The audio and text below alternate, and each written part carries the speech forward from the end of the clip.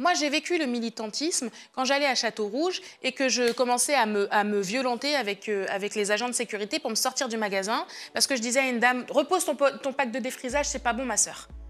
Moi, je me faisais expulser. Toi, t'as fait quoi? Tu l'as fait du militantisme? Non, tu fais du militantisme assis derrière ta vidéo et c'est ça, c'est pas du militantisme. Le militantisme, c'est le terrain. Le militantisme, c'est aller mettre sur Beaugrenelle, sur un truc qui m'a coûté 250 000 €, d'accord, l'affiche, d'accord, de mettre sur Opéra, en face de Sephora, en face des Galeries Lafayette, le visage principal d'une femme à cheveux crépus, d'origine guadeloupéenne, d'accord, avec son magnifique afro. Ça m'a coûté 250 000 € et pour moi, ça, c'est du militantisme. À partir du moment où elle m'a pris pour cible et elle a commencé à me critiquer, elle a commencé à faire des vues, ses vidéos ont commencé à être monétisées. Du coup, elle lâchait plus le sujet. Et en fait, il y a des gens qui font de l'argent parce que mon nom, il pèse, mon nom vaut de l'argent, d'accord? Donc, comment tu fais pour pas leur répondre à tous ces gens sur les réseaux sociaux qui tentent de t'éclabousser? Je savoure mon champagne dans mon château.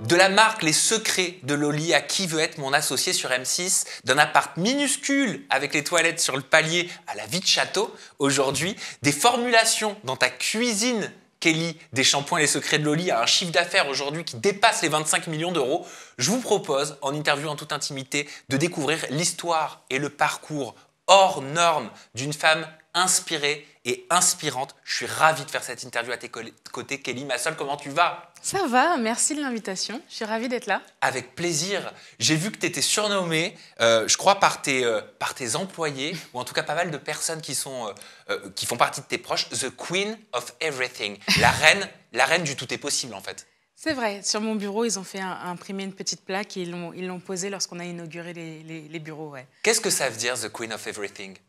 Ça veut dire que je m'intéresse à tout, que je suis vraiment multifonction.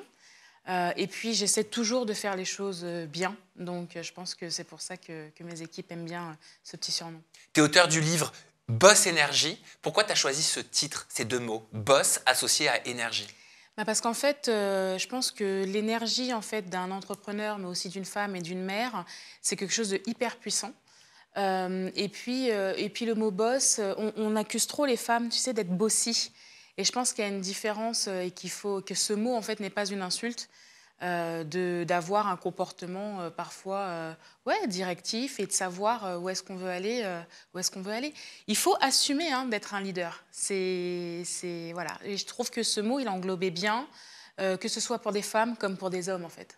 Intéressant ce que tu dis. Il faut assumer d'être un leader. Si vous avez toujours d'ailleurs rêvé de devenir un leader ou d'avoir des informations sur le leadership ou même comment on devient millionnaire comme Kelly Massol, alors qu'au départ, tu faisais les formulations des Secrets de Loli dans ta cuisine, dans ton appartement, cette interview, elle est véritablement faite pour vous. Mais avant, j'aimerais qu'on s'intéresse, Kelly, à ton histoire de vie. Pourquoi tu refusais au début de ta carrière de communiquer sur ton histoire personnelle?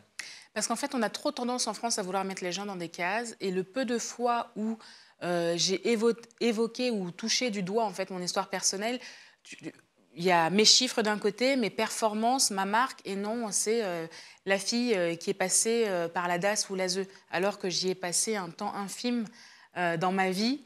Par rapport effectivement à mon enfance, tu vois. Donc cette volonté de toujours vouloir mettre les gens dans des cases, mettre une marque dans une case, mettre les femmes dans des cases, et ben en fait voilà. Donc je suis restée très pudique parce que je ne voulais pas non plus avoir ce sentiment de pitié que les gens peuvent avoir et rentrer dans le pâteau en fait.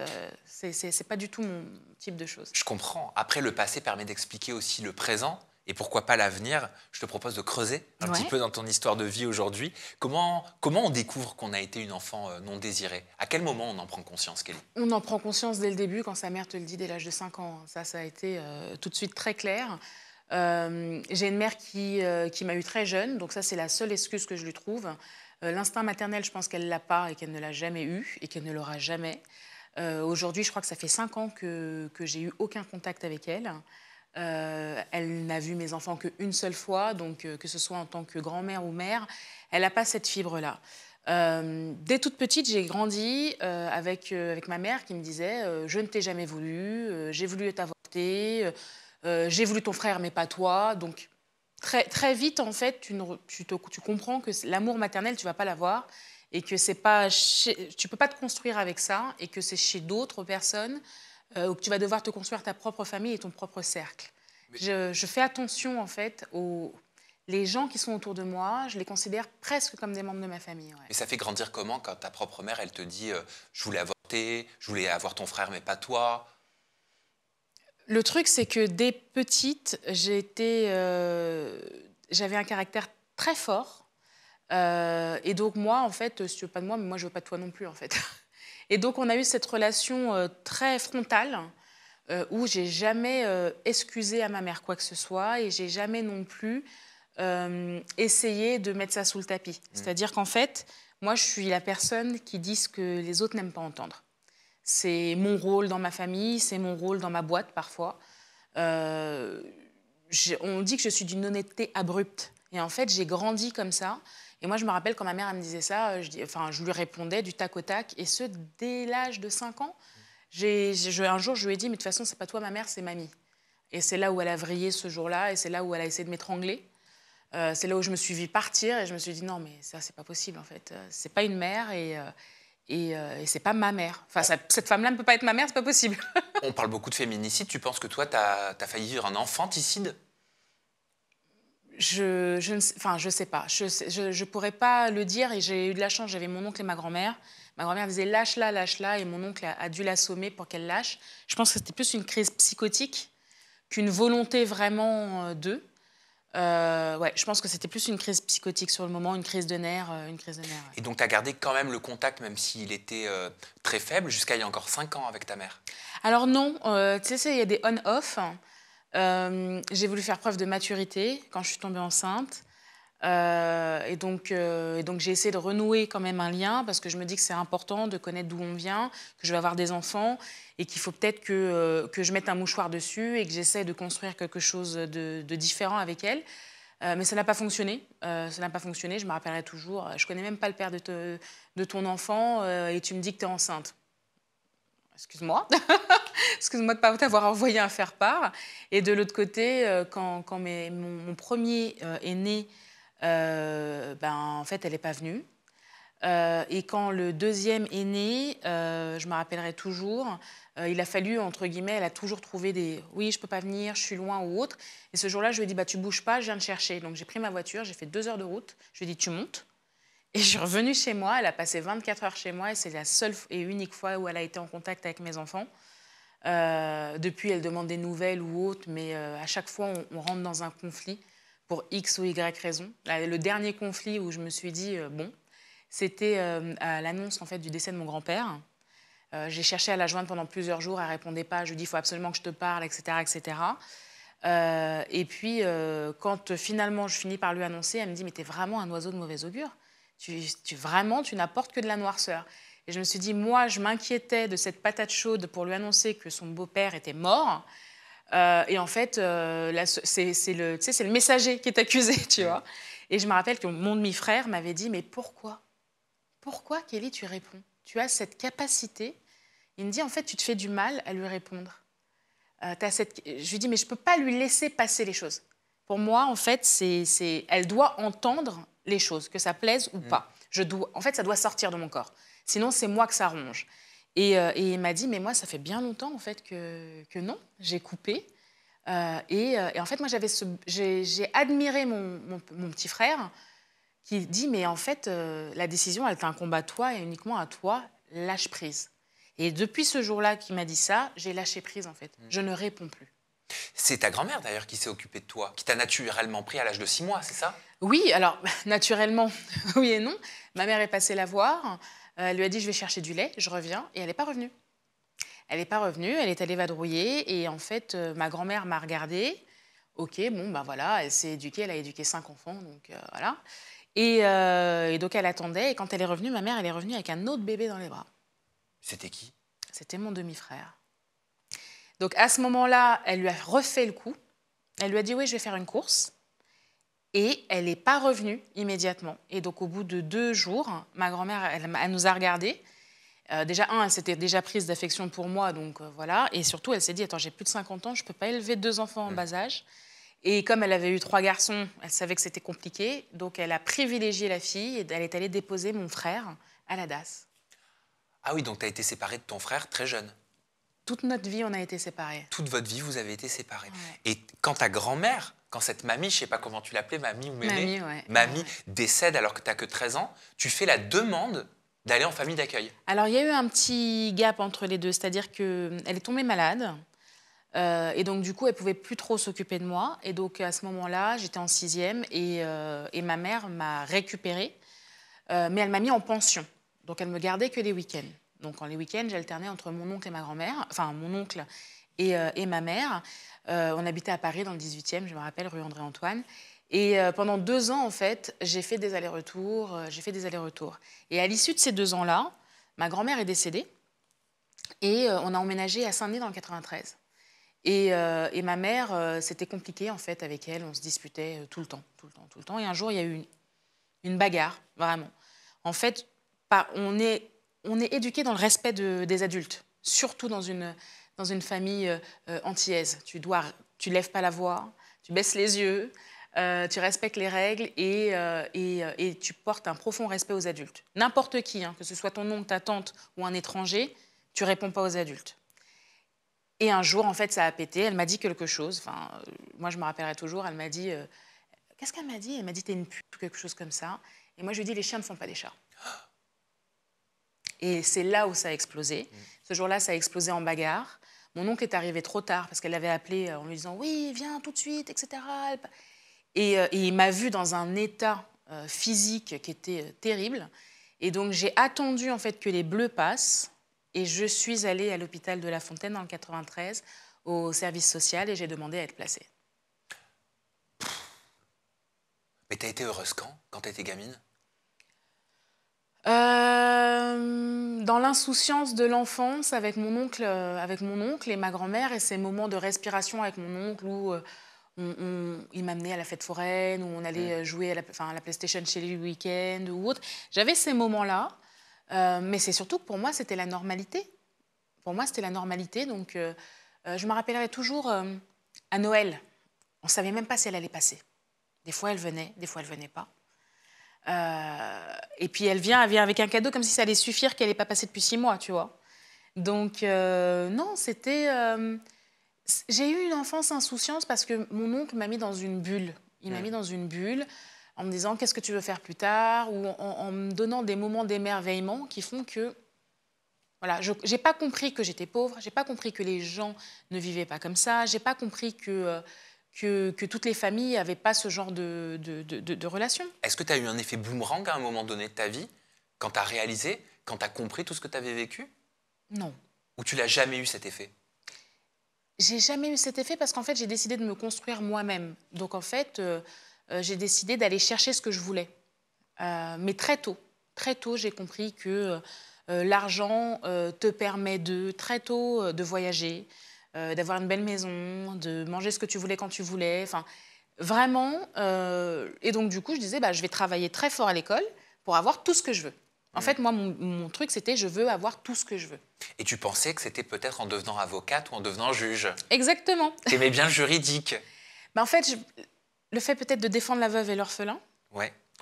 Et puis après, je dirais pas que c'est attrait pour l'argent, mais j'ai toujours eu peur qu'on puisse me pervertir avec l'argent. Donc c'est pour ça que j'ai pas voulu faire juge, parce que je m'étais dit, imagine, voilà, tu te prends enfin voilà. Donc j'ai toujours essayé de ne pas franchir la ligne rouge. Tu vois, il y a une sorte de limite entre le bien et le mal. Et je pense que ça aurait été très facile de faire plein de choses, tu vois. Mais j'ai toujours voulu rester dans mon cadre. Donc tu quittes les études de droit, t'enchaînes les petits boulots, tu travailles dans la téléphonie mobile, à la sécurité sociale. Ouais. Qu'est-ce que tu faisais à la sécu? À la sécurité sociale, j'étais téléconseillère. En fait, j'étais excellente par téléphone. Et en fait, au bout d'un moment, t'enchaînes les petits boulots, tu te fais un petit peu traumatiser par un boss ou deux à droite, à gauche. Et puis, en fait, j'avais juste envie de...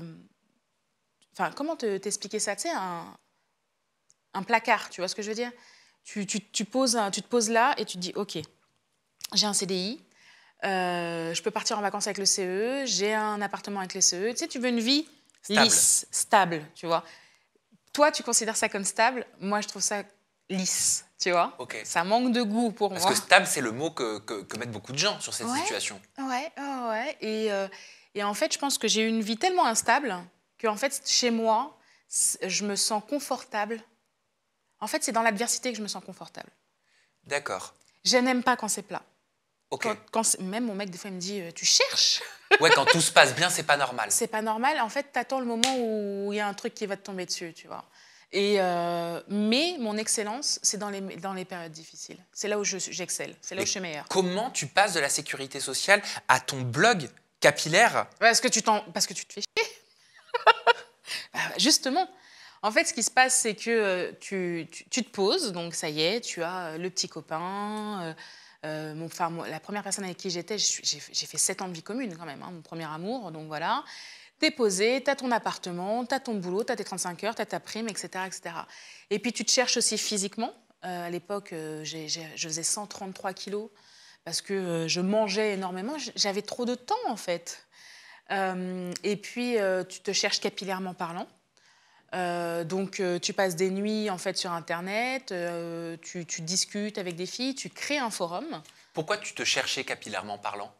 Parce qu'en fait, j'arrivais pas en fait à me coiffer comme je voulais et je ne comprenais pas, mais ça on nous a vendu du rêve pendant trop longtemps, je ne comprenais pas pourquoi moi, mes cheveux, en fait, ça donnait pas ce que je voulais. Oui, parce que toi, en 2008, 2009, 2010, quand tu commences à t'intéresser aux textures, aux cheveux, on est d'accord que c'est la mode du brushing. C'est la mode des lissages et c'est surtout la mode de Beyoncé avec ses cheveux au vent Ouais. qui nous vend du rêve alors qu'en fait, elle a une lace elle a une perruque sur la tête en fait. Donc toi, tu te dis, mais pourquoi quand moi je fais un brushing, j'ai pas ce résultat-là, tu vois? Et c'est la mode de l'époque, de toutes les chanteuses R&B, Améry et compagnie, avec la mèche au vent. Tu te dis, mais pourquoi moi, j'ai pas ce résultat-là? Et puis tu finis par comprendre déjà que, voilà, parce que moi je suis pas natte, je suis pas tresse, d'accord? Je veux un truc facile, je veux pouvoir porter mes cheveux au naturel. Je comprends pas pourquoi le résultat il est pas beau. Mes cheveux sont secs, ils sont mousseux, etc., etc. Donc tu apprends finalement à faire des produits en do it yourself. Et là, tu te rends compte que quand tu fais tes masques toi-même, en fait, tes cheveux ils sont beaux, que tu as des jolies boucles, etc., etc. Et que tu les manipules beaucoup mieux et que le résultat et le rendu de tes cheveux, en fait, sur ce que tu cherches à faire est déjà beaucoup mieux. C'est pour ça que tu appelles ce blog Boucle et Coton. Alors, d'abord, il y a eu un blog qui s'appelait By Loli with Love. Ok. Donc là, c'est là où je mettais toutes mes recettes de do it yourself. Et au même moment, il y a un forum que je crée. Parce que j'ai besoin de discuter, j'ai besoin d'échanger, qui s'appelle Boucle et Coton. Donc tu deviens blogueuse. Je deviens effectivement blogueuse, créatrice de contenu, mais le forum en lui-même, il est animé par moi et par plusieurs personnes avec des sections. Et le but, en fait, et je me rappellerai toujours du slogan en fait, de Boucle et Coton, c'était « La beauté noire est un trésor qui n'existe pas sans entraide ». Et en fait, on avait des discussions, et ça allait de la discussion au début purement mes cheveux, comment me coiffer, quels ingrédients, quels produits acheter, comment lire une composition. Et c'est là où moi, j'ai appris à lire les compositions en fait, des produits qui étaient fournis en magasin. Et c'est là où tu te dis, attends, paraffine liquidium, pétrolatum, huile minérale, en fait, c'est du goudron, en fait. Et c'est là où tu te rends compte que ce n'est pas tes cheveux le problème. Le problème, c'est les produits que tu mets dedans. Pourquoi tu dis que ça a été pour toi un avantage d'être une femme noire, sans diplôme, sous-estimée? Je dis ça parce qu'en fait, on ne te voit jamais venir. On te sous-estimera toujours. Et du coup, pendant très longtemps, j'ai pu évoluer dans l'ombre, me faire grandir ma boîte dans l'ombre, sans qu'on se dise « Attends, il y a quelqu'un qui est en train de prendre des parts de marché, là. » Parce qu'au début, c'est un phénomène de mode. C'est un épiphénomène. Ça ne va pas durer. Ça ne va pas durer. C'est une tendance. Voilà. Et puis, c'est comme les Kardashians. Au début aussi, on disait c'est une tendance. Et puis finalement, la tendance est devenue elle. Et tout le monde a voulu leur ressembler. Et aujourd'hui, on te demande un lifting ou un tu vois ce que je veux dire, un soin Kardashian. Tu vois ce que je veux dire? Et 20 ans après, Kim Kardashian était Jerry Balenciaga. Voilà. Donc, et même Dolce Gabbana. Donc, c'est terrible. Et en fait, les outsiders sont ceux qui changent les prismes. Mais c'est génial alors d'être outsider, d'être vu comme un outsider. Pas d'être vu, de savoir qu'on l'est et de le comprendre et de pouvoir en user pleinement. Si on ne t'attend pas, tu ne peux pas décevoir les gens. Quand on a papoté, tu m'as dit parce que je suis noire, parce que je suis grosse, on m'a pas vu venir. Oui. On ne m'a pas vu venir parce que, par exemple, des créatrices de marques caucasiennes qui ont fait des belles études, jeunes filles de bonne famille, elles ont été placardées partout parce que c'était une évidence que tu as fait bac+5, école de commerce, etc., tu es mignonne, tu vas réussir, on te met en avant, tu as du talent. Et moi, à côté, je faisais même plus de chiffre d'affaires, mais les gens ne s'en rendaient même pas compte. Et que ma marque, en fait, avait plus de pouvoir et d'influence, on ne s'en rendait pas compte. Mais à partir du moment où tu l'intègres à ton système, à partir du moment où tu dis que c'est toi qui vas redéfinir le jeu et que c'est toi qui vas redistribuer les cartes, c'est différent d'être maître du jeu que de le subir. Il y a plein de nanas qui ont floppé, il y a plein de nanas qui se font voler leur boîte par leur mec. Ça, je te le dis, sont en couple, t'es amoureuse, et kakaki et kakaka, puis on fait 50-50, on fait rentrer son mec dans la boîte, et puis à la fin, le mec, il te met une cartouche parce qu'il est passé à autre chose ou parce que lui, en fait, lui, il voit le potentiel de l'argent alors que toi, tu travailles par passion. J'en connais, ne serait-ce que sur les 3 dernières années, je connais encore moins 5 nanas qui ont perdu des boîtes qui faisaient plus de 5 millions d'euros de chiffre d'affaires comme ça, tu vois, en un claquement de doigts. Après, ce qui est très intéressant, c'est qu'en ne me voyant pas venir, ça m'a permis de creuser un vrai sillage très profond, être hyper connectée avec une communauté qui se reconnaît en tant qu'outsider, en tant que personne qui a été sous-estimée, ou dont les critères de beauté ne correspondaient pas il y a 15 ans à ceux qu'on a aujourd'hui. On connaît tous une belle rousse à cheveux bouclés, tout comme on connaît une petite métisse avec effectivement les cheveux frisés. Mais avant, ces filles-là n'étaient pas mises en avant. Ça ne faisait pas partie des standards et des critères de beauté. Et aujourd'hui, c'est la fille hype. Les outsiders sont devenus les meneurs. Alors, quels sont les avantages aujourd'hui d'être une femme noire dans le business en France? Eh bien, en fait, quand tu veux faire appel à de la diversité, tu n'as pas des masses de choix que de m'appeler. En fait, le truc, c'est que je coche toutes les cases, entre guillemets, du moment. C'est-à-dire que body positivisme, je suis curvy, je suis afrodescendante, j'ai pas de diplôme, je suis pas issue d'une famille riche. En fait, je coche toutes les cases du moment. Si tu veux faire un sujet sur les femmes, tu peux m'interroger. Si tu veux faire un sujet sur l'entrepreneuriat, tu peux m'interroger. Si tu veux faire un sujet sur les gens de la diversité, tu peux m'appeler. C'est ça qui... Donc en fait, en ce moment, on n'a pas le choix que de me voir partout parce que je peux m'exprimer sur tous ces sujets-là et pour de vrai. Et pourtant, tu dis que ça choque une partie du public d'être une femme noire avec des formes qui parlent librement d'argent. Oui. Pourquoi? Non mais ne serait-ce que déjà quand tu parles d'argent en France, c'est compliqué. Quand c'est un homme qui en parle, c'est waouh, il a une carrière, waouh, c'est un mec fort, un battant. Quand c'est une femme, c'est une arriviste ou elle aime l'argent ou autre. Et en fait, moi, j'assume de parler pleinement d'argent parce que j'ai pas donné mon boule en fait pour gagner cet argent-là. Je l'ai gagné à la sueur de mon front parce que j'ai bien travaillé et parce que j'avance dans le temps.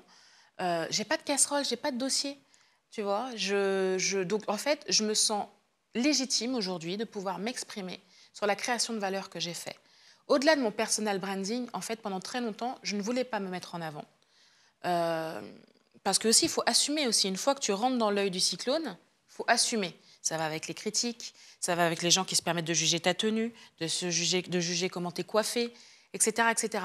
Mais je suis née pour vivre ça. Je savais qu'un jour, je serais sous les feux des projecteurs. Donc pendant très longtemps, j'avais intégré qu'à un moment, je serais soumise à la critique. Et c'est pour ça que c'est important de se trouver avant, de s'aimer, de s'apprécier et de connaître sa valeur. L'estime de soi est quelque chose qu'il faut aimer et qu'il faut apprivoiser, enrichir. C'est une des bases même qui fait que demain, t'as beau être qui tu veux, d'accord ? Je ne me sentirai pas déstabilisée parce que je ne me sentirai pas amoindrie. J'aime voir les gens briller, moi. Je suis heureuse quand les gens de mon entourage, ils ont un succès, ils se marient, ils ont un succès dans le business, ils ont un bébé. Je ne ressens pas de jalousie et surtout, je ne me sens pas amoindrie par la lumière des autres. Et ça, c'est hyper important. Et ça se travaille comment ? En ayant confiance en soi, mais surtout en connaissant sa valeur. En évoquant les détracteurs, les critiques, pourquoi certains disent que tu aurais dû avoir plus de délicatesse dans ta communication envers la communauté afro? J'ai vu ça notamment sur TikTok. De la délicatesse. Est-ce que les détracteurs sont délicats? Non. Est-ce que les gens réfléchissent avant de poster, avant de parler? Moi, je me rappellerai toujours, il y a un moment quand j'ai trop percé, tu vois, quand ta lumière fait mal aux yeux, tu commences à déranger. Il y a des gens qui travaillent dans la presse ou dans les médias qui m'ont dit, ouais, il y a des gens qui m'appellent, pourquoi toujours Kelly? C'est pas de ma faute, en fait. Tu vois ce que je veux dire? Et je me rappellerai toujours, il y a une nana qui faisait pas beaucoup de vues, tu vois, elle faisait des vues vite fait, elle était dans sa case. À partir du moment où elle m'a pris pour cible et elle a commencé à me critiquer, elle a commencé à faire des vues, ses vidéos ont commencé à être monétisées. Du coup, elle lâchait plus le sujet. Elle lâchait plus le sujet. J'ai envie de dire, mais si tu veux, voilà, je suis dans ta tête, tu vas me faire payer un loyer, comme dirait Damso. En fait, te critiquer, te salir devenait sa source de revenus. Mais oui. C'est ce qui s'est passé. Et puis ensuite, il y avait d'autres personnes qui faisaient des vidéos YouTube sur « Est-ce que vous avez vu la vidéo de la fille? Qu'est-ce que vous en pensez? Est-ce qu'elle a trahi sa communauté ?» Et donc, du coup, eux aussi, ils sortaient du bois. Enfin, ils avaient un peu de lumière sur eux. T'as pas besoin de prendre la lumière de quelqu'un pour la mettre sur toi. Et ça s'appelle écraser pour briller. Mais oui, mais salir pour briller, ça, c'est quelque chose, c'est un grand classique. C'est un grand classique. Je ne sais pas si c'est français, je ne sais pas si c'est féminin, un trait féminin. C'est un grand classique. En tout cas, les hommes, eux, ils ne se prennent pas la tête avec ce genre de choses. Ça, c'est sûr. Tu vois. Donc, je pense que c'est un trait de caractère que des femmes ont besoin de reconnaissance font. Tu vois. Moi, je te paye le psy s'il faut, mais ne le fais pas sur mon nom. En fait, il y a des gens qui font de l'argent parce que mon nom, il pèse, mon nom vaut de l'argent. D'accord? Donc, c'était très difficile. Mais par contre, il y a quelque chose, moi, et je ne serai jamais délicate avec ces gens-là. Parce que, un, ce n'est pas ma nature. Deux, je ne connais que le combat. Donc, c'est marche ou crève avec moi. Je suis désolée, mais moi c'est marche ou crève. Si je ne marchais pas pendant toute mon enfance, moi, je sais que mes voisines, il y en a une qui a fini violée dans une cave. La deuxième, elle se scarifiait. La troisième, elle fuguait tous les 4 matins. Tu vois ce que je veux dire? Pas moi. Tu vois, moi, je rentrais au combat quand j'ouvrais la porte en face de ma mère. Je rentrais au combat. Il y en a, tu vois, ils rentrent chez eux. C'est leur bulle. Moi, je rentrais de l'école, j'allais au combat quand je rentrais chez moi. Donc, c'est pas des gens... Ma vie privée ne m'a pas brisée. Donc, c'est pas des gens que je connais ni d'Ève ni d'Adam, à qui je ne dois rien, qui parfois n'ont même pas acheté un produit. Il y a des gens, ils me critiquent, mais ils n'ont même pas acheté le produit. Ils n'ont même pas essayé. J'ai entendu que... En fait, c'est devenu à la mode de te critiquer parce que tu cartonnes, parlons clairement. Mais parce que oui. Parce que techniquement, en plus, ça s'auto-alimente. Donc ça passe de... elle faisait des produits pour les crépus et elle n'en fait plus. Wow. Remonte sur ma page. Ouais, elle se délaisse des afros pour les caucasiens. Voilà. Maintenant, elle a une communication pour les caucasiens. Voilà. Alors que c'est faux. Nous, on a une règle, d'accord? On a une règle, c'est qu'on doit toujours avoir les 4 types de cheveux. Tu regarderas, il y a 25. C'est toujours comme ça. Moi-même, lorsque je vois sur mon feed qu'il y a trop de personnes caucasiennes ou bouclées, je dis attention. Et à l'inverse aussi. C'est pour ça qu'à l'époque, ma community manager, donc c'était une fille métisse, et donc j'étais persuadée ainsi, et elle a fait très bien le boulot pendant très longtemps, qu'il y ait un constant équilibre. D'accord? Il faut faire attention à ne pas compenser. Tu vois, moi, je ne suis pas là pour acheter un alibi, pour dire j'ai mis plein de profils. Non, il y a 4 types de cheveux, d'accord? Je me rappellerai toujours une qui voulait donner des leçons, elle s'est mise à faire un diagramme en disant alors voilà, le cheveu crépus, le marché, c'est ça. Mais ces chiffres étaient tellement erronés. Ils n'ont aucune idée de la profondeur de marché, tout comme ils n'ont aucune idée, d'accord, du pourcentage de personnes afrodescendantes en France. On n'est même pas à 8%. Donc, si tu veux faire un business pour 8% de la population qui a plusieurs marques, d'accord, donc de choix, si tu prends 8% du terrain, pas de problème si tu prends 100% du terrain. Mais si tu prends déjà 50% du terrain, ça veut dire 4% de la population. Tu es sur quelques milliers de personnes, quelques millions de personnes à peine. Alors que quand tu ouvres ton marché, d'accord, et moi, je représente la diversité. J'ai toujours dit, ne fais pas aux autres ce qu'on n'aime pas qu'on te fasse. Donc, je vais refuser une fille parce qu'elle est blonde, je vais refuser une fille parce qu'elle est blanche, parce qu'elle est rousse, parce qu'elle a les cheveux bouclés. C'est pas possible de faire ça. Mais c'est ce qu'on lit sur les réseaux sociaux, surtout sur TikTok, où on traverse une ère où c'est à la mode aujourd'hui de faire des chroniques quand on n'est pas chroniqueur, de devenir journaliste quand on n'est pas journaliste, ou flic, tiens, quand on n'est pas flic, et dire ce qu'on veut en plus d'une minute, peut-être avec la volonté d'être monétisé Bien sûr. ou de le devenir, mais ce qu'on peut lire, c'est que tu n'es pas... que tu as commencé avec la communauté afro et que tu t'ouvres aux blancs. C'est-à-dire les afros versus les blancs. Alors que c'est là où moi, en fait, j'ai ouvert, en fait, non seulement ma communication, ce sont les mêmes produits, d'accord? Ce sont les mêmes produits, les mêmes formules, d'accord? Depuis la naissance dans ma cuisine, aujourd'hui, il y a des produits, ils existent depuis 2009, d'accord? Ce sont les mêmes produits que je vends 15 ans plus tard, d'accord? J'ai simplement ouvert la communication pour en faire une communication plus générale, d'accord? Et donc, j'ai eu d'autres clients qui sont arrivés. Je n'ai pas délaissé un client, je m'adresse toujours à la clientèle de base, qui n'était pas juste la communauté afro, parce que je rappelle quand même que mon blog s'appelait Boucle et Coton, boucle pour les cheveux bouclés, coton pour les cheveux crépus. Donc en 2004, mon prisme à moi, c'était boucle jusqu'au coton, d'accord? De bouclé à crépus. Donc déjà en 2004, en tant qu'association, en tant que créatrice du forum, j'avais cette volonté d'intégrer les bouclés, donc les frisés au milieu, et les crépus, d'accord? Et quand j'ai ouvert la marque en montrant plus de profils, plus de diversité, il y a eu une adhérence immédiate. Parce qu'il y avait des filles qui, elles, sont là. Moi, j'ai les cheveux frisés, mais je suis blanche. J'ai les cheveux bouclés et je suis rousse. Ben, finalement, il y a enfin quelqu'un qui s'adresse à moi. Parce qu'elles ne se reconnaissaient pas dans les produits standards classiques, parce que c'était des produits pour cheveux lisses, elles aussi. Et elles ne se reconnaissaient pas dans les marques dites ethniques et afro, parce que, je suis désolée, quand tu arrives et tu vois un produit avec qui a une connotation purement afro, tu dis, je ne peux pas l'utiliser non plus, c'est écrit dessus, c'est pas pour moi. Donc moi, j'ai réuni tout le monde. Moi, j'ai réuni sur Bouclé Coton et j'ai réuni sous Secret de Loli, sous le mot cheveux texturés, parce qu'avant, c'est pas comme ça que ça s'appelait. Mais ça doit te saouler quand même, cette dualité en permanence entre les gens par rapport à tes produits. Tu pètes jamais de câble? Non, je réfléchis. Non, mais Boucle et Coton, c'était justement un équilibre où moi, je viens d'une ère où on débat. Je peux débattre pendant des heures, d'accord? Tu apportes ton point de vue, j'apporte mon point de vue, et à la fin, on trouve un équilibre. Donc moi, j'ai grandi dans cette volonté qui n'était pas clivante, qui était de rassembler. Moi, je suis une enfant de Benetton, hein. Je suis une enfant d'universalité, tu vois. Et aujourd'hui, les gens veulent se mettre dans des cases. Je répète, ils veulent mettre des barrières entre les uns et les autres. Mais étrangement, les petites nouvelles qui, elles n'avaient même pas leurs règles quand elles ont commencé à porter leurs cheveux naturels. Enfin, je veux dire, moi, j'avais déjà 5 ans ou 7 ans de marque. Elles n'avaient même pas encore leurs règles. Elles étaient encore défrisées à l'époque. Ce sont ces nanas-là qui me critiquent aujourd'hui. Et elles ne connaissent pas leur histoire. Elles ne connaissent pas l'histoire en fait, du cheveu afro en France, de la cosmétique pour afro en France. Elles ne la connaissent pas. Elles ne l'ont pas vécu. Moi, j'ai vécu le militantisme quand j'allais à Château-Rouge et que je commençais à me violenter avec les agents de sécurité pour me sortir du magasin parce que je disais à une dame « Repose ton pack de défrisage, c'est pas bon, ma sœur. » Moi, je me faisais expulser. Toi, tu as fait quoi?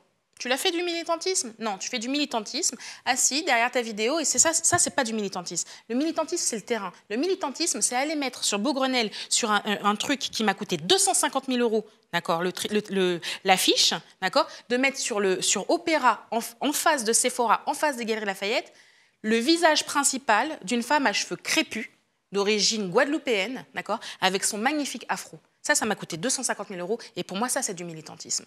Parce que j'aurais pu choisir la blonde. J'aurais pu choisir la fille bouclée, j'aurais pu choisir la fille ondulée. Non, j'ai mis la fille avec la texture frisée avec un afro. Comment tu fais pour pas leur répondre à tous ces gens sur les réseaux sociaux qui tentent de t'éclabousser?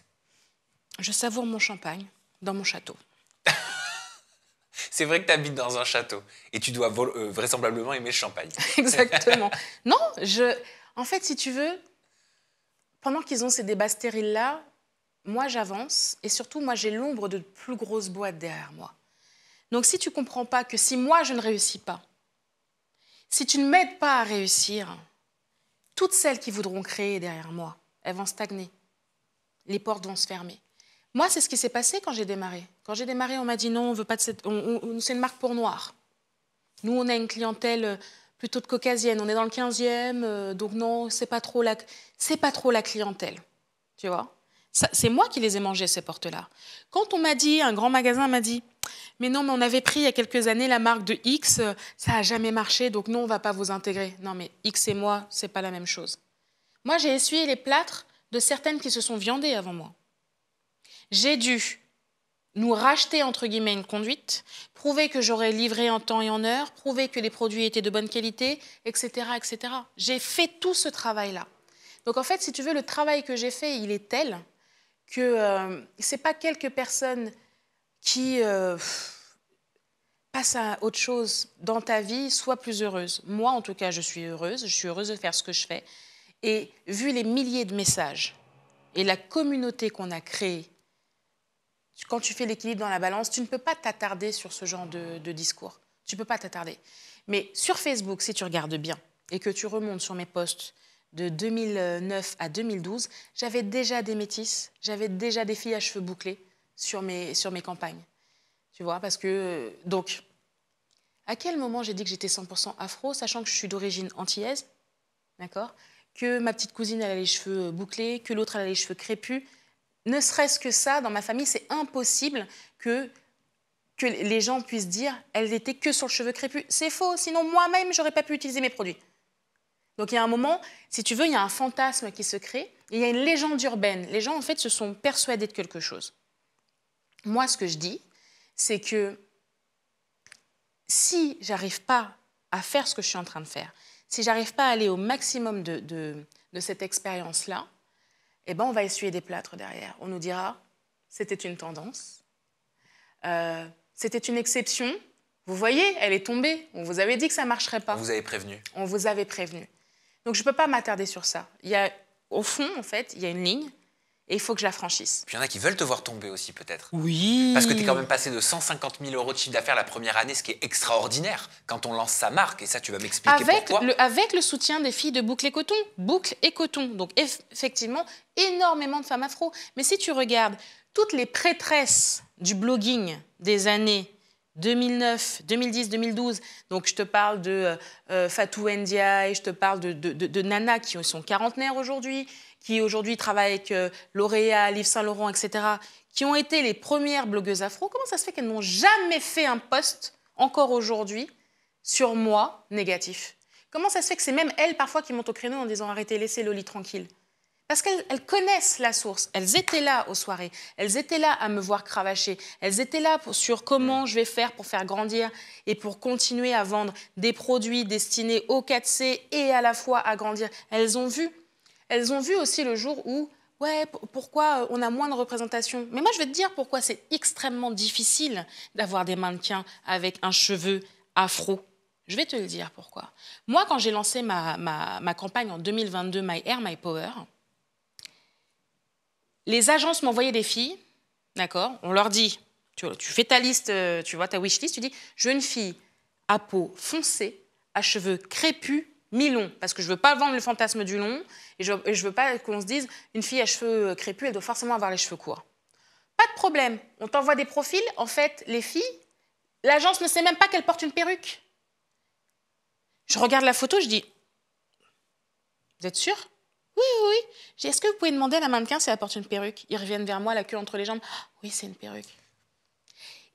Il n'y a pas de modèle en agence, d'accord, en France, de française, parce que forcément, je t'appelle une américaine, je t'appelle une fille du Brésil, ou il faut que j'aille sourcer en Afrique. Enfin, j'ai pas le temps pour ça. Tu vois, moi, mes quatre autres mannequins, je les prends, sont des filles de France, point barre. On va me dire ensuite, oui, tu prends une fille, la seule afro, on va me le reprocher, tu es allée la chercher aux États-Unis. Tu vois ce que je veux dire?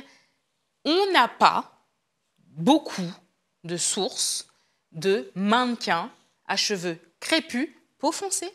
Parce que je peux faire le classique aussi et essayer de te faire une entourloupe en mettant une fille un petit peu light skin, et avec une texture crépue. Non. Jusqu'à 3 jours avant de faire le tournage, je n'avais pas de mannequin afro. Est-ce que tu te rends compte?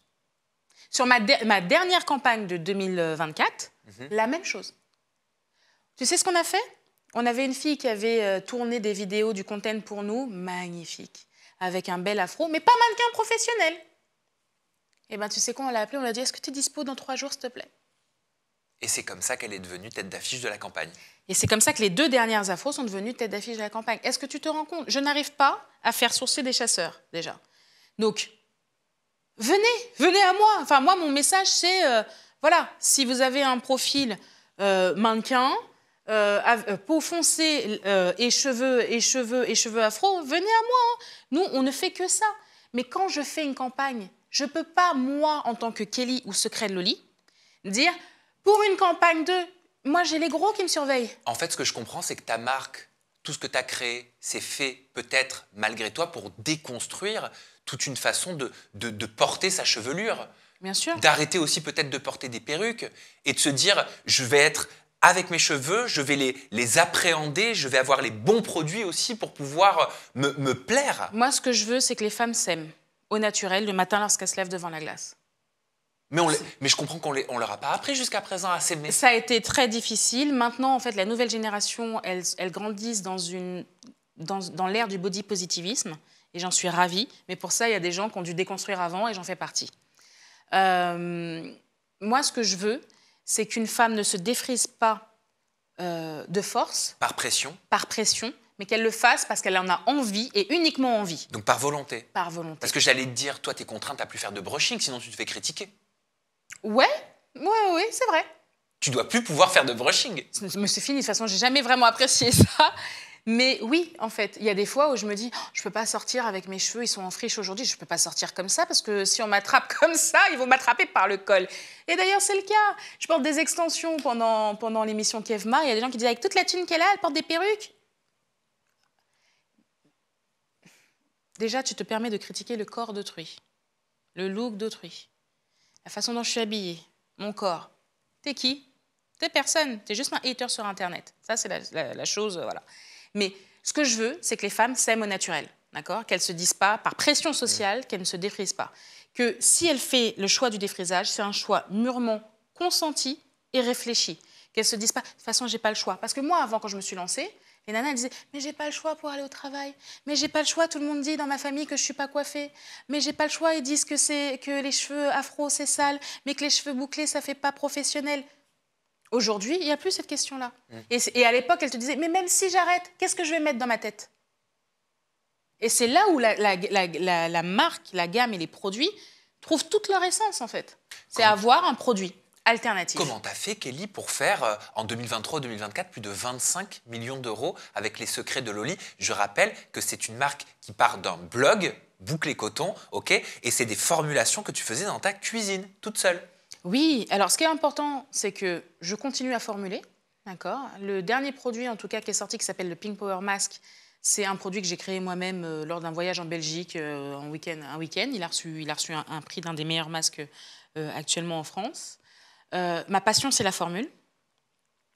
Donc, moi, j'estime qu'à partir du moment où tu as le bon produit, déjà, tu as gagné 70% de la bataille, du combat. Après, c'était un problème de distribution. Et c'était un problème de clivage, d'accord? C'est exactement ce qui se passe en me critiquant, par exemple, par rapport aux textures ou autres, c'est exactement ce qui se passe. Tu as un distributeur qui te dit « Non, mais ça, c'est pour que les noirs. » Non. C'est un produit qui va à une métisse, à une blanche, à une rousse, d'accord? À une maghrébine, d'accord? J'ai acheté un de tes produits. Je savais même pas que j'allais te recevoir. C'était l'année dernière, c'était au printemps Haussmann. Voilà. Tu vois. Et en fait, mais c'est ça, tu t'es senti en possibilité de l'acheter. Oui. Parce qu'il n'y avait pas écrit dessus pour cheveux afro, parce que dessus... Je me serais senti peut-être exclu, étant donné que je ne le suis pas. Exactement. Parce que les codes de la marque sont des codes colorés, sont des codes de gourmandise, sont des codes de... Ma marque, on a ce qu'on appelle un brand book, et dedans, en fait, notre ADN, c'est écrit dessus. C'est comment on doit communiquer, quels sont nos codes, nos valeurs, notre purpose. Et c'est joie, estime de soi, d'accord, confiance en soi, amour, naturalité. Ça c'est l'ADN de ma marque. Et donc, quand tu vois une marque comme ça, bah forcément, en fait, elle devient populaire. Moi, il y a beaucoup de petites filles et de garçons qui demandent à leurs parents d'acheter du Secret de Loli. Elles ont 9, 10, 11, 12, 13 ans, tu vois. Donc, eux, je voulais les sécuriser pour leur avenir, qu'ils soient bien dans leurs pattes. Moi, je travaille pas pour... je travaille plus pour nous. C'est fini. Nous, on a fait des choix. Nous, c'est pas notre vie est derrière nous, mais nos choix, en fait, ils sont derrière nous, tu vois. On a vécu, on a grandi avec un prisme et on a essayé de se démerder avec. Mais la nouvelle génération, moi je veux qu'elles portent fièrement leurs cheveux, qu'ils soient bouclés, frisés, crépus, ondulés. blonde ou rousse d'ailleurs. C'est pour ça que j'ai travaillé sur la loi pour la discrimination capillaire. C'est pour ça que j'ai fait du lobbying, que j'ai porté cette loi avec un des députés. Pour dire... Et je n'ai pas été dans ce qu'on appelle oui, mais nous les Noirs c'est compliqué, les femmes afro c'est compliqué. Non, j'ai parlé d'oseille. Quand j'ai agi pour porter cette loi-là, je n'ai pas été à dire « oui, on m'a dit toute ma vie que mes cheveux ci, mes cheveux ça ». Non, je suis allée plus loin que ça. Il faut parler au portefeuille. L'État, il s'en fiche que tu te sentes bien dans ta peau, que tes cheveux soient beaux. L'État, il s'en fiche de ça. Tu leur as parlé business, tu leur as parlé chiffres. Je leur ai parlé chiffres, je leur ai parlé de création de valeur, je leur ai parlé d'un marché qui est tellement profond que moi, petite, je fais que 25 millions d'euros. D'accord ? Je fais 25 millions d'euros. Donc, il y a une profondeur de marché. Attends, pourquoi tu dis, moi, petite, je fais que 25 millions d'euros? C'est énorme. Parce que la profondeur de marché, tu t'imagines même pas la profondeur du marché, en fait. Ah non, je dois pas m'imaginer. Non, c'est ça. Enfin, je suis désolée, mais moi, normalement, entre guillemets, dans moins de 3 ans, je ferai 100 millions par an. C'est marrant, tu dis ça au KLM, quoi. Ouais, parce que j'ai appris, quand tu apprends à gérer 5 000 euros, 50 000 euros, 500 000 euros, 5 millions, les chiffres ne deviennent que des chiffres exponentiels en fonction de ton travail. Et donc, moi, ça me permet de garder toujours la tête froide. Parce qu'il y en a, avec 25 millions d'euros, ils seraient en train de tourner sur les tables dans tous les restos de Paris tous les soirs. Non, mais parce que j'ai lu que pendant 10 ans, tu t'étais versé 1 700 euros par mois. Aujourd'hui, j'imagine que c'est plus le cas quand même. Ouais. Et encore, mon salaire est un salaire raisonnable par rapport à... Ouais, bien sûr. En fait, j'ai pris pendant longtemps ce que j'avais uniquement besoin pour vivre. Parce que pour moi, la création de valeur et la création de richesse, c'était dans la boîte qu'il fallait la porter pour pouvoir aider au développement, pour pouvoir faire la marque qu'elle est aujourd'hui. Ce sacrifice que j'ai fait là, il a payé tard, beaucoup plus tard. Mais comment devenir millionnaire ? C'est la question que beaucoup se posent. Et peut-être qu'en regardant cette interview, en écoutant tes déclarations, des personnes derrière leur smartphone, tablette, écran de télévision vont se dire bah, tiens, ça m'inspire, mais comment je fais avec ma start-up, avec mon idée, avec mon entreprise, pour devenir millionnaire? Comment on devient millionnaire, Kelly Massol? Il y a plein de façons de devenir millionnaire. Du business, il y en a, d'accord? Et en fait, je vais vous dire quelque chose. Il n'y a pas besoin d'avoir une idée ou de créer quelque chose. En France, les gens ne travaillent pas dans l'excellence. D'accord? On a tiré certains standards tellement vers le bas que si tu fais la même chose, mais que tu es meilleur, que tu t'entoures mieux et que tu exécutes mieux, tu as toutes les chances de réussir. Je vais te donner un exemple. Il y a eu la grosse mode des culottes de règles. Il y avait une entrée-sortie à faire. Il y en a qui ont fait des entrées-sorties. Ils sont rentrés sur le business, ils sont entrés, ils ont fait ça 3 ans, ils se sont barrés, ils ont pris des millions. Il y en a plein qui vivent à Dubaï actuellement. Le placement de produit? Non. Je te parle de, tu te lèves, les culottes de règles, tu vas voir n'importe quelle usine en Europe, d'accord? Tu demandes des culottes de règles, on te fait des culottes de règles, tu fais une belle page Instagram, tu fais un beau site internet, un petit peu de com, boum, un bon prix. C'était de l'abattage à un moment, vraiment. Tu vois. Je me souviens. Et puis ils se sont mis à casser les prix de plus en plus, ce qui était bête. Parce qu'aujourd'hui, il y a des marques qui existent depuis plus de 10 ans, d'accord, notamment en UK ou en US, comme Sinks et Modi Body. Modi Body, une culotte, c'est pas 15 balles comme ils nous la vendent ici ou 25 euros. La culotte, quand elle n'est pas promotionnée, elle est à 35 euros la culotte. D'accord ? En moyenne, il en faut 7. Tu vois ce que je veux dire ? Donc, et ici, c'était des lots de 3 pour 49 euros à la fin. Donc, c'est ridicule. Ils se sont bousillés le marché tout seuls. Mais surtout, ils n'ont rien inventé. C'est-à-dire qu'il y avait des marques comme Modi Body qui fait ça depuis plus de 10 ans et qui continuent à faire beaucoup d'argent. Et puis, il y en a qui se sont éteints parce qu'ici, ils ont cassé le marché et cassé les prix. Mais il y a des personnes, ils sont rentrés dans ce marché-là, d'accord ? Ils sont allés commander, effectivement, tu sais, il n'y a pas des centaines de fabricants, donc c'est toujours les mêmes usines à peu près. Hop, tu crées une marque autour, d'accord ? Tu fais un beau branding, une belle page, une belle com. Pendant 3 ans, ça a craché, ils sont sortis. Soit ils ont revendu, soit ils ont pris leur cash et ils sont partis. Ils sont partis avoir la belle vie, certains à Dubaï, certains ailleurs. Parce qu'ils ont pris 3, 4, 5 millions de cash net en moins de 3 ans. Avoir une bonne idée, c'est important. D'accord ? Et c'est comme ça qu'on fait évoluer le monde et le marché et plein de choses. Mais prendre une idée, l'améliorer et mieux l'exécuter, tu as toutes tes chances de faire beaucoup d'argent. Parce que les gens sont feignants. Les gens sont feignants. D'accord ? Donc, Il suffit juste d'élever le standard de quelque chose qui existe déjà et tu feras de l'argent. Est-ce que tu peux devenir millionnaire en étant uniquement entrepreneur? Toi qui es dans une émission qui veut être mon associé, ça nous montre qu'il faut peut-être aussi être investisseur. Il y a 2 types de richesse. Tu peux devenir riche en étant entrepreneur. Oui, je suis devenue millionnaire en étant entrepreneuse. En France, on manque beaucoup d'éducation financière. Le grand public manque d'éducation financière, sauf ceux qui ont fait ces écoles de commerce, d'accord, et ces grandes écoles. Mais ce n'est pas tout le monde, d'accord. Donc on a une grosse partie de la population qui n'est pas éduquée sur qu'est-ce que c'est que la valorisation d'une boîte. Ce n'est pas parce que tu fais que 5 millions d'euros de chiffre d'affaires, par exemple, mais ta rentabilité, elle est à 3%. Il y en a un, il va faire 1 million, d'accord, mais sa rentabilité, elle est à 50%. Ben moi, c'est chez lui que je vais aller. Il fait moins de chiffre d'affaires, mais par contre, il fait plus d'argent à la fin de l'année. Son résultat net, il est de 50%. D'accord, il a gagné 500 000. Toi, tu es là à côté, tu fais tes 3% de tes 5 millions, tu as gagné moins d'argent. D'accord. Et la valeur d'une boîte, elle se fait en termes de chiffre d'affaires, mais pas que. Elle se fait aussi sur la profondeur et le temps du marché et sur sa capacité en fait, à gagner en croissance. Donc là, c'est un peu technique. Mais tu as une boîte, par exemple, qui fait 10 millions d'euros de chiffre d'affaires. Toi, tu crois qu'elle vaut 10 millions. La boîte, elle ne vaut pas 10 millions. Comme elle a un potentiel de croissance et qu'elle a éventuellement une rentabilité à 25%, sa valeur de boîte sur le marché, si demain tu la vends, elle en vaut 50. Donc toi, tu es le patron de cette boîte qui fait par exemple 10 millions d'euros de chiffre d'affaires, 25% de résultat d'EBITDA, donc 25% de résultat net. La valeur de ta boîte, elle est de 50 millions environ.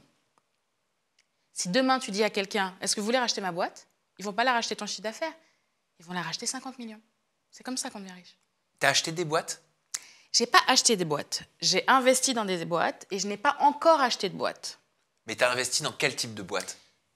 Au début, j'ai investi un petit peu partout avec le cœur, la tête, moins la tête. J'ai investi, par exemple, donc, dans des prothèses capillaires, d'ailleurs, que je porte aujourd'hui, qui ont été reproduites sur ma texture originelle. Donc, en fait, j'ai investi chez l'Artisan du Sublime, notamment, qui fait des perruques, donc pour les femmes qui ont notamment le cancer du sein, qui sont atteintes d'alopécie, et qui fait des perruques aussi pour le cinéma.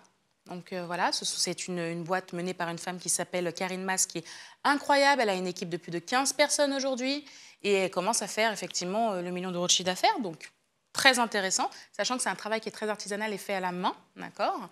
J'ai investi dans une boîte qui s'appelle My Variation, qui est une boîte de brosses à dents électriques, notamment Sonic, qui cartonne. Tu vois, donc c'est très diversifié. Et puis, qui va être mon associé? J'ai dans l'IA, notamment avec Be Inc., où Jeanne est incroyable. Et puis là, récemment, Naali, c'est en cours de closing. On est en train de finaliser le pacte d'associés. Naali, qui est une boîte de compléments alimentaires et de produits à base de safran, où ils avaient une histoire qui cartonnait, ils font un chiffre d'affaires qui a explosé. Ne serait-ce que le soir de la diffusion, pendant les 2 heures, ils ont fait plus de 750 000 euros de chiffre d'affaires. Oh, c'est énorme. En 2 heures. Comment t'es arrivé dans Qui veut être mon associé? Comment ça s'est fait? C'était ma volonté, hein, à vrai dire. Donc, je suis tombée sur l'émission sur 2-3 épisodes à la télé et sur quelques contenus sur les réseaux sociaux. Et en fait, je trouvais que c'était une émission en fait, où je me voyais. Et donc, j'ai commencé à remonter un peu le fil et j'ai dit, moi, en fait, finalement, je veux participer à Kevma. Donc, j'ai commencé à en parler un peu autour de moi. On m'a présenté quelques personnes, notamment des membres du jury, parce que je voulais savoir un petit peu, eux, leur feedback. Parce que ça se trouve, je me faisais une idée, tu sais, entre la télé, ce que tu vois et ce que... Voilà. Donc, j'ai rencontré Jean-Pierre Nadir, qui m'a dit que ça se passait super bien, que c'était une émission bonne vibes, etc., etc. Donc, j'ai demandé un petit peu les coulisses. Et puis, j'ai réussi à aller rencontrer le producteur. Donc, lors d'un petit déjeuner, on me l'a présenté. Donc, c'est Arthur, le producteur de l'émission, derrière. Et il m'a dit non. Alors, je lui ai dit... je me suis dit, fais poker face. Et je lui ai dit, mais moi, je pense que j'ai ma place, en fait. Je pense que... symboliquement, je pense que je pourrais parler en fait à un public peut-être que vous n'adressez pas encore ou qui a du mal à se reconnaître puisque on a soit des femmes qui sont matures et plutôt caucasiennes, très parisiennes de style. et des hommes, en fait. Donc, il m'a dit, franchement, je pense que c'est une émission qui est costaud. Vous savez, l'origine, c'est Shark Tank aux US. Et vous avez... Ça n'a pas l'air d'être dans votre vibes. Mais je me suis dit, c'est bien, parce que ça veut dire que le loup est camouflé parmi les agneaux, que je porte bien le... Et après, j'ai un petit peu insisté. Il m'a dit, bon, on va essayer de faire un essai au cas où, en tant que jury remplaçant. Et ça ne s'est pas fait. Et finalement, l'année d'après, j'ai été rappelée par la prod. Et ils m'ont dit, je me rappellerai toujours, ils m'ont envoyé un texto, le producteur. Et il me dit, on pourrait se voir, mais juste un café, qui ne nous engage à rien. Et je lui dis, la dernière fois que j'ai pris un café avec quelqu'un, je suis devenue millionnaire. Alors oui, pourquoi pas. C'est vrai. J'ai pris un café avec une avocate et c'est là où elle m'a dit, mais attends, tu ne te rends pas compte de ce que tu fais et de la valeur de ta boîte. Il est temps, ma chérie, de commencer à récupérer en fait les fruits de ton travail. Et en fait, ça s'est passé qu'on discutait et à un moment, il me dit, oui, mais... Je lui dis, mais vous savez, quand moi je veux quelque chose, j'ai tendance à l'avoir parce que je fais tout pour l'avoir et que je travaille fort pour. Et puis, je leur ai donné un exemple. Je leur ai dit...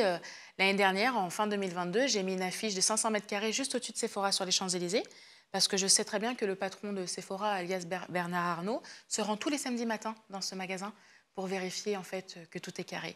Et donc pendant un mois, je pense qu'il s'est posé la question, c'est quoi cette grosse tête de femme noire, habillée en rose, sur 500 mètres carrés, c'était sur Claridge que j'ai affiché, et l'affiche, elle vaut 1 million d'euros. Voilà. L'affiche, elle vaut 1 million d'euros. Et je leur ai dit, donc voilà, c'est le genre de coup que je suis capable de faire quand j'ai une cible. Donc ça les a fait un peu rire. Donc j'ai passé le premier niveau et ensuite j'ai passé le deuxième niveau où j'ai dû parler effectivement aux gens de M6. Et je m'étais entraînée parce qu'on te parle de valorisation, de chiffre, de capitalisation, etc. etc., etc.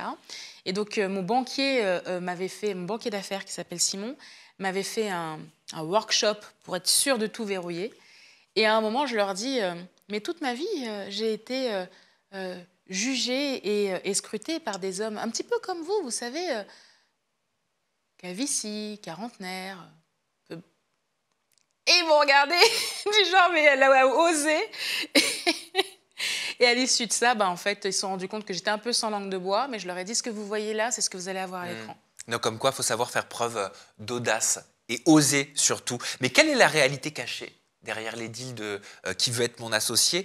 Je te pose la question parce que je suis tombé sur un article du média Madines qui dit, pour Stéphanie Delestre, cofondatrice de Kappa et investisseuse, le temps de réflexion pour investir n'a en revanche rien à voir avec la réalité.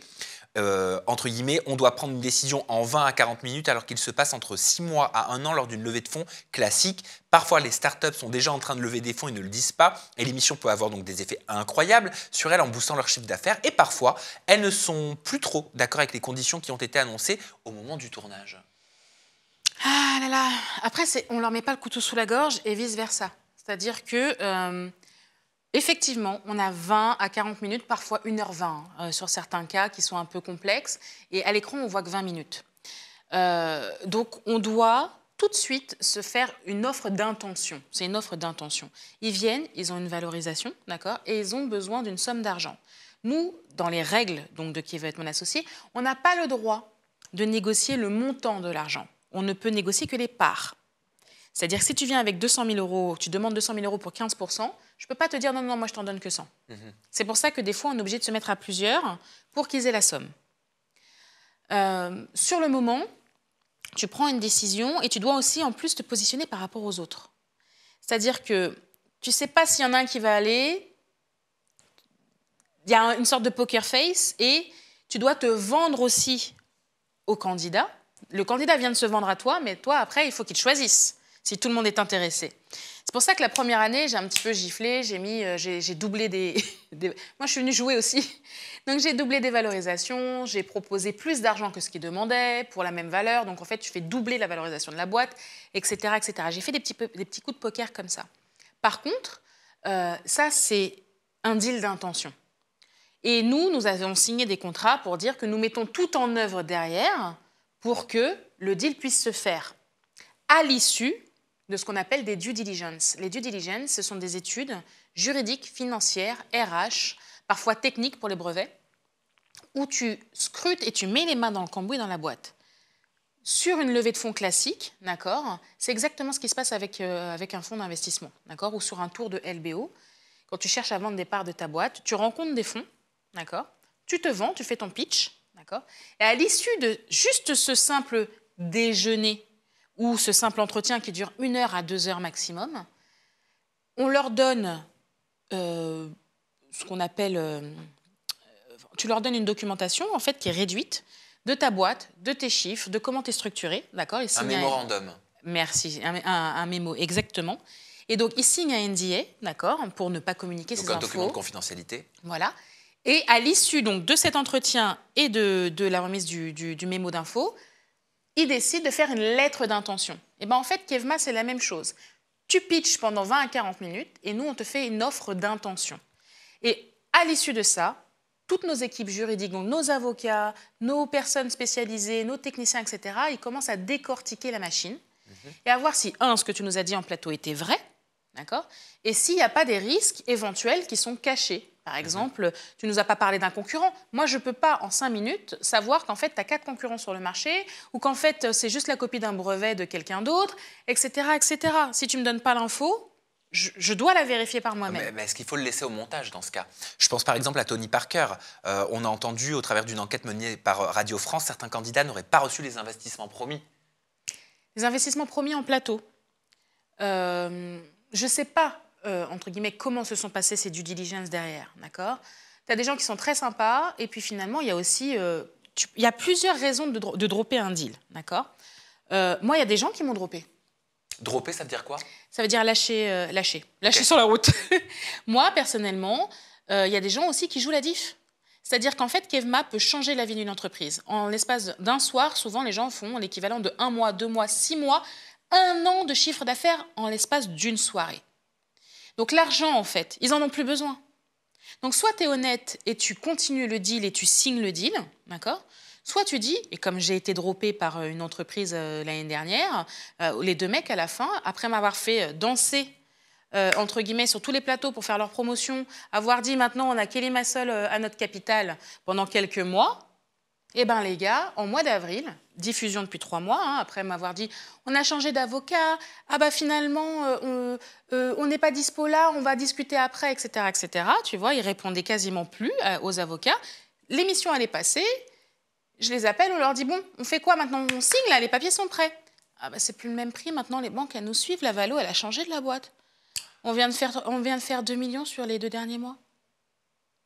Oui, donc tu as le sentiment de t'être fait avoir, toi aussi. Ah, moi, je me suis fait ken profond, excuse-moi de l'expression. J'en parle dans mon livre, d'ailleurs, je ne dévoie pas le nom de ces deux-là. Mais oui, et en fait, ça a été la leçon qui m'a dit que plus jamais, en fait, je vais me laisser dropper, entre guillemets, en m'ayant investi mon temps, ma communication, mon nom dans un deal. Maintenant, tant que c'est pas signé, je ne te parle pas. C'est mes avocats qui te parlent. Et une fois que c'est fini, par contre, on ira faire le tour du monde ensemble. Il y a des gens qui m'ont droppé.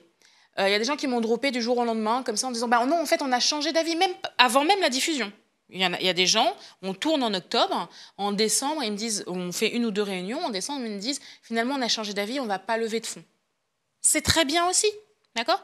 Et il y a des moments où c'est moi qui droppe le dossier. Pourquoi? Tu arrives, tu rentres, tu vois que la personne, elle est ingérable. La personne, elle est ingérable.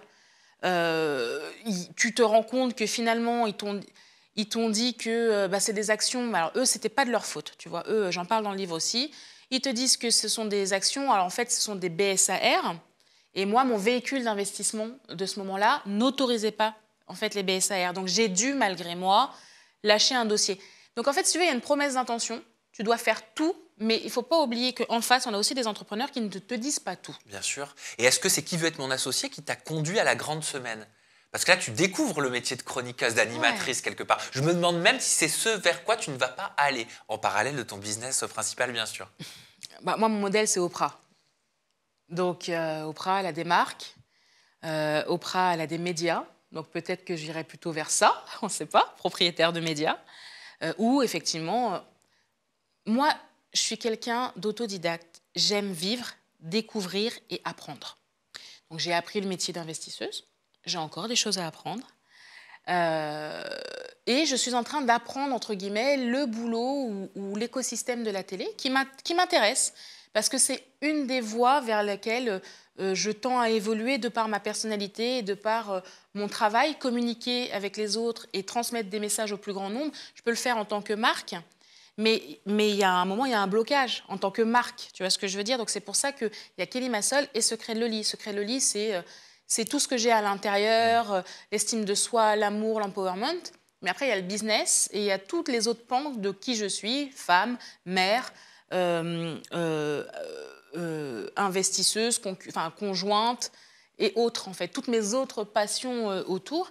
Et la télé fait partie, je pense, des biais où je pourrais m'exprimer, en tout cas, beaucoup plus librement qu'en tant que juste patronne des Secrets de Loli. Et la grande semaine, tu t'éclates aux côtés La de grande Ophélie semaine, on Meunier. s'amuse. Et Nora Ouais. Malagré aussi avec toi. Et Nora, Baptiste, Thomas, on s'amuse.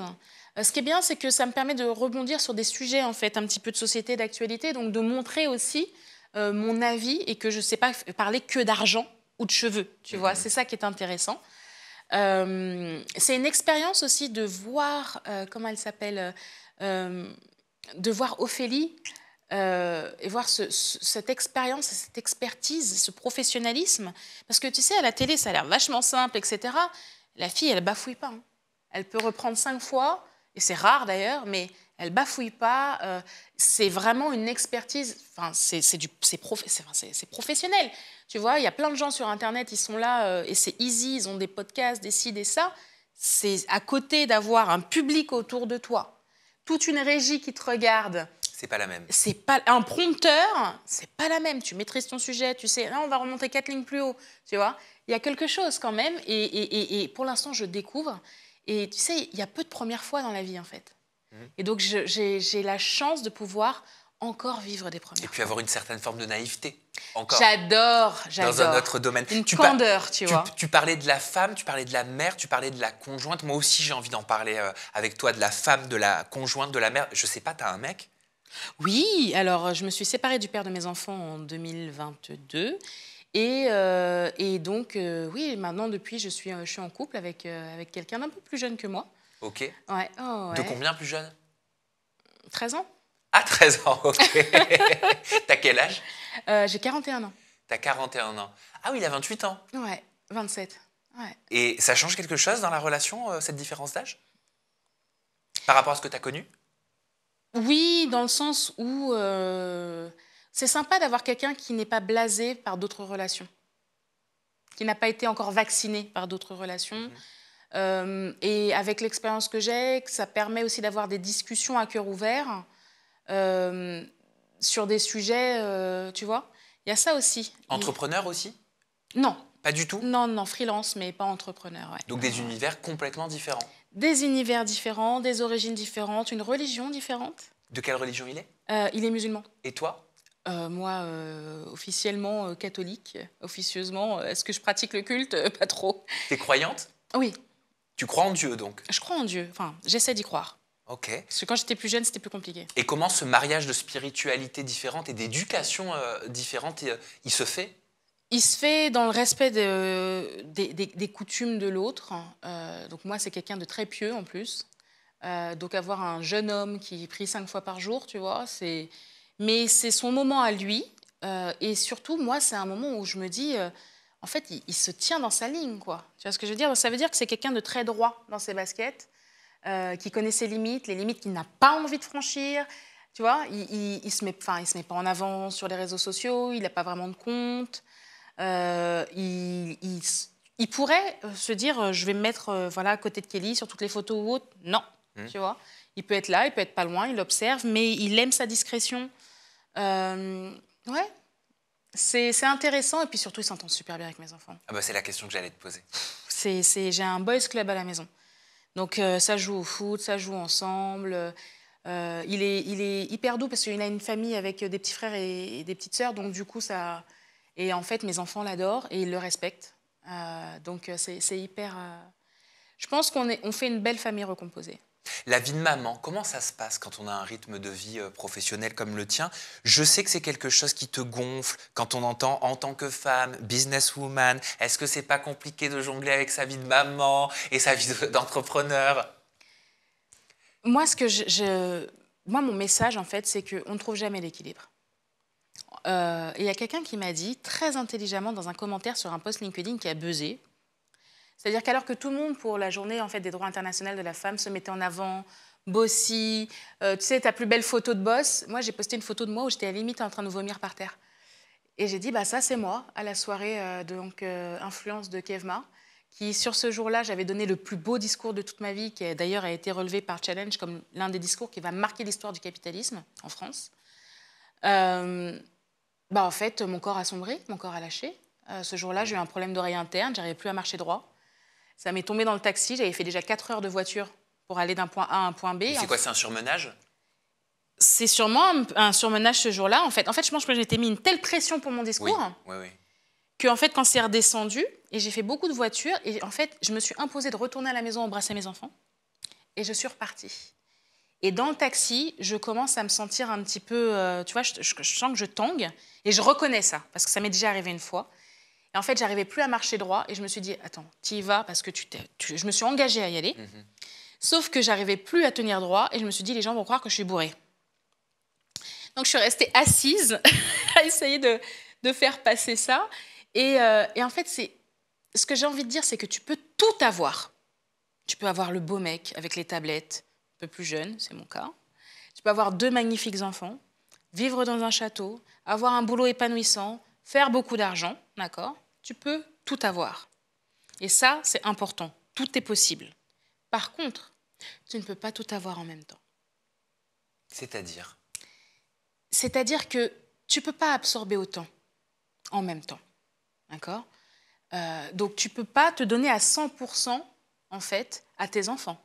Tu ne peux pas te donner à 100% à ton mec, à ta boîte. C'est ça que j'essaie de dire.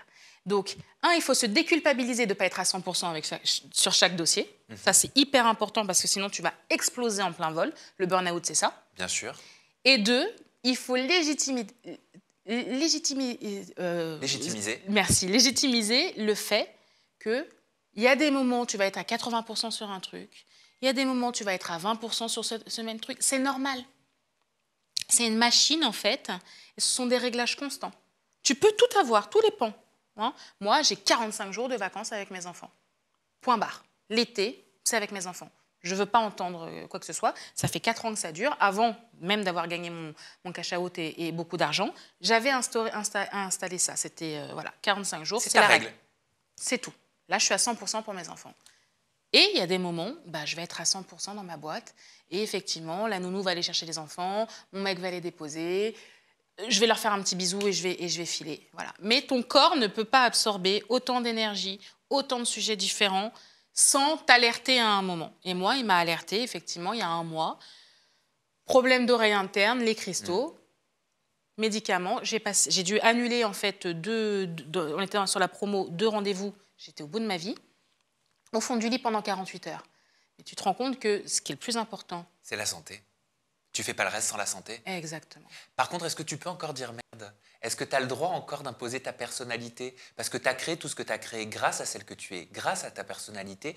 Et si je te tiens ce discours-là, c'est parce que je réagis à ton propre discours. On s'est brièvement rencontrés, sans échanger, sans parler. Tu m'as fait un petit clin d'œil de loin à un événement. Et tu as fait un discours, moi, qui a vachement résonné en moi. Tu as pris le micro, tu as pris la parole et t'expliquais que ce qui te gonflait, c'est qu'avec la responsabilité, avec le succès, pas que l'argent, mais le succès global, tu as eu la sensation à un moment donné que tu n'avais plus le droit de dire merde, que tu ne pouvais plus péter un câble, que tu ne pouvais plus dire non, que tu ne pouvais plus être de mauvaise humeur, que tu ne pouvais plus vriller, comme si tu devais, pour un certain entourage, être toujours la Kelly Massol parfaite. Bien sûr. Qui excelle, qui est parfaite et qui ne quitte jamais sa ligne de conduite, sinon c'est un drame. Sinon c'est un drame ou sinon on te l'avait dit. On te l'avait dit en fait, c'était du fake. Et c'est pour ça en fait que j'ai une parole si libérée, que je suis si cash et si abrupte, parce qu'en fait on ne pourra jamais me dire Kelly elle a changé. Toutes les personnes qui me connaissent, et d'ailleurs il y a des commentaires sur internet de nanas qui m'ont connue quand j'étais enfant, quand j'étais en foyer, quand j'étais étudiante ou au début de ma boîte, ils m'ont dit mais Kelly, elle n'a absolument pas changé, elle est pareille. Elle a juste plus d'oseille. C'est tout. Il n'y a rien qui change. Et en fait, j'essaie d'être droite. Je suis qui je suis et je ne suis pas contente, c'est pareil. Je suis qui je suis sans essayer d'écraser les autres. Ça, c'est hyper important. Après, oui, cette recherche de la perfection, tu ne vois pas tout le mécanisme qu'il y a derrière et tous les gens qui aident, en fait, parfois les gens qui ont l'air parfaits, derrière, entre la nounou, la fille qui fait la cuisine. Tu vois, il y a tout un prisme pour pouvoir, en fait, c'est comme les athlètes. Moi, en tant qu'entrepreneuse aujourd'hui médiatique, je suis comme une athlète. C'est-à-dire que j'ai besoin d'être mis dans les meilleures conditions pour exceller dans ce que je fais. Mais, comme je suis têtue et que j'ai jamais voulu rentrer dans une case, la perfection, ça m'ennuie et ça m'emmerde. Donc, je veux pouvoir avoir ma liberté de parole. Je veux pouvoir avoir ma liberté. Déjà, il ne faut jamais me calculer en SPM. En SPM? Syndrome prémenstruel. Moi, c'est simple. Mon assistante, elle fait en sorte que j'ai jamais de rendez-vous ou de cas un petit peu complexes si je suis en SPM. C'est les hormones, c'est hormonal, tu vois. Donc, tu es plus sensible ou tu agis plus dans la réaction, tu vois. Donc, ce n'est pas le moment où je vais aller rencontrer un politicien. Ce n'est pas le moment où je vais aller négocier un contrat. Surtout pas, tu vois. Même ça, je fais attention à ça. Comme une athlète. Une athlète va avoir des meilleures performances juste avant la période d'ovulation, tu vois. C'est comme ça. Et ce qui est hyper important pour moi, c'est de pouvoir garder en fait cette liberté. Et c'est ce qui choque les gens. Et c'est ce qui fait que les gens, tout à l'heure, tu m'as posé une question en disant, les gens ont dit que j'étais pas délicate. Que tu manquais de délicatesse dans ta communication. Eh ben voilà, tu as ta réponse. Il n'y a pas de délicatesse dans ma communication parce que ce n'est pas ma personnalité. Et que je tiens à garder ma personnalité, je ne veux pas lisser les choses. Des grosses marques ont lissé pendant des années en vous montrant des visages qui avaient 5 couches de maquillage et qui derrière avaient un Photoshop, etc. Non, c'est pas ça, je veux pas de la perfection. Ce que je veux, c'est la réalité et la mettre sous la meilleure lumière. Donc tu peux être une patronne et dire merde. Je dis merde souvent, j'ai encore dit merde il y a 2 jours, oui. Oui. Tu peux encore être une patronne et péter un cap parfois. Oui, ça m'arrive. Ça m'arrive. Mais c'est pour ça que l'importance de s'entourer, c'est de s'entourer de personnes qui te connaissent. D'accord ? Moi, c'est simple, mon assistante, elle dit, tu dis toujours non. Et puis après, tu reviens 24 heures après et tu dis oui. Elle me dit, donc je ne réponds jamais aux gens. Elle me dit, je lui dis, mais je t'ai déjà donné la réponse. Elle me dit, oui. Elle attend 24 heures que je redescende. Elle me dit, ah ouais, finalement, je voudrais bien le faire. Je lui dis, t'as répondu trop tard. Elle me dit, non. Je savais que t'allais changer d'avis. Non, mais ce que tu dis, ça montre que savoir s'entourer de personnes qui te connaissent, qui t'acceptent. Et qui t'acceptent. Voilà, qui t'acceptent. Ça, c'est important. Et que ce soit en amour, d'accord. Moi, je sais que les hommes avec qui je suis, ils m'acceptent sous tous mes prismes. C'est-à-dire de mauvaise foi, bougon parfois, incohérente. Ça, ils le savent, c'est écrit et c'est un pacte, entre guillemets, où ils ne chercheront pas à me changer. Et dans ma bulle professionnelle, j'évolue avec des gens, donc dans mon cercle le plus restreint, qui disent « On sait, c'est Kelly. On sait. On sait que c'est comme ça, on sait qu'elle n'aime pas ceci, on sait qu'elle n'aime pas cela, on sait qu'elle va vriller sur ce sujet, on sait qu'elle va... » Ils savent. Mais j'imagine que dans ton entourage professionnel, tu as déjà eu des personnes qui ne t'ont pas accepté. C'est difficile, peu. Peu parce que je suis attachante. Hein. Peu de personnes. Ces personnes-là, souvent...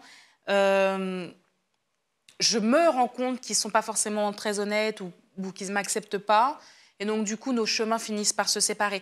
Mais en fait, la difficulté, c'est que moi, en fait, tant que tu ne cherches pas excuse-moi de l'expression, à me niquer, j'ai aucun problème avec toi. J'aime les gens différents. Je ne demande pas des bénis oui-oui. Hein.